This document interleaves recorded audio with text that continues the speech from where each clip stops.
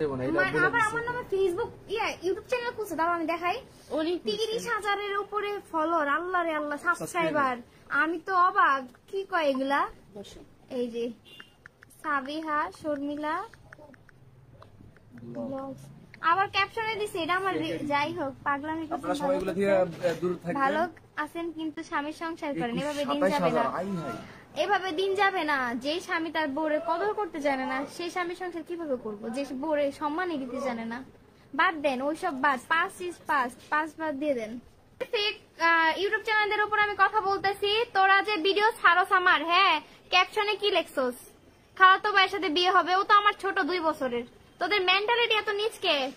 তোরা যে আমার ভিডিও ছাড়স, যারা আমার ভিডিও ছাড়স সেভ দিয়ে, হ্যাঁ এখন ভালোভাবে কথা বলতে পারলাম না, এখানে কি লিখছস ক্যাপশনে? ভাইয়ের সাথে বিয়ে হবে, হ্যাঁ?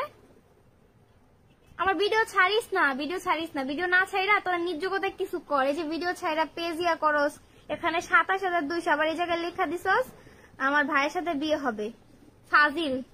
এটা নিয়ে ইয়ে করবো, দাঁড়া, এটা নিয়ে রিপোর্ট, এটা নিয়ে কে বলছে?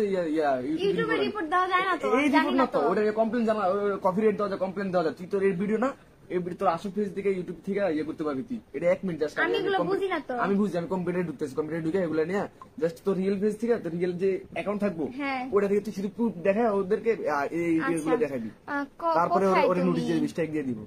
আচ্ছা, তানিয়া পারবেন সাদিয়া সুলতানা আপু, আপনি নিহাল নামে যে কি যেন বলছেন না, একটু আবার বলেন। আমার ভিতরে একটু চিলিং মাইরা উঠছে ওর নামটা শোনার সাথে সাথে, একটু আবার বলেন। প্রয়োজনে কখনো শান্তি বই আন না, তাই আসুন ইসলামের ছায়া তারা জীবনটাকে সুন্দর করে সাজিয়ে নিন। আমি যথেষ্ট ইয়াতে আছি, হয়তো বা আমি পর্দা করি না, আমার ফেস সবাই দেখতেছে, আমার ফেস অলরেডি সবাই দেখে ফেলছে যথেষ্ট। এখন আমি হিজাবের নিচে আছি, হ্যাঁ আমার সব দিক থেকে এখন আমি নিজেকে ভালোভাবেই রাখছি, আর বাবা মার ছায়ার নিচে আছি এখন। নিহাল ভাই অনেক কষ্টে আছে। মিহালের কথা আপনার মনে হয় না?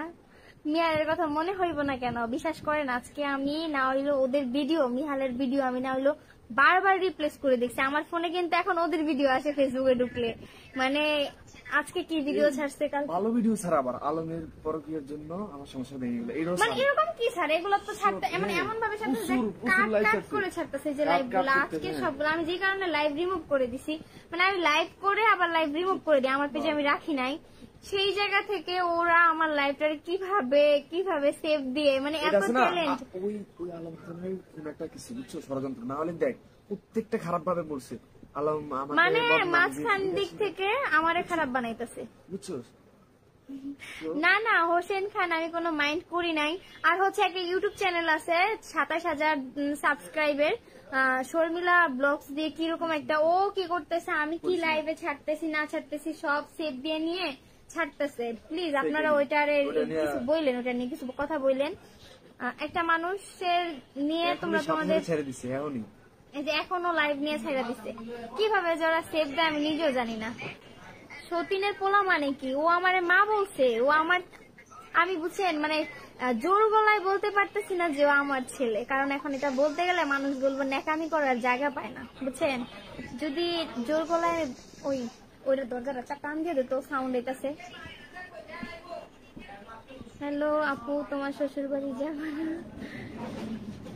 আমি এখন যদি জোর গলায় বলি মানুষ বলবো ন্যাকামি করার জায়গা পায় না। আমি ন্যাকামি করতেছি না, আমি মনের দিক থেকে বলতেছি সে আমার ছেলে। কখনো মিহালের সাথে কথা বলছেন?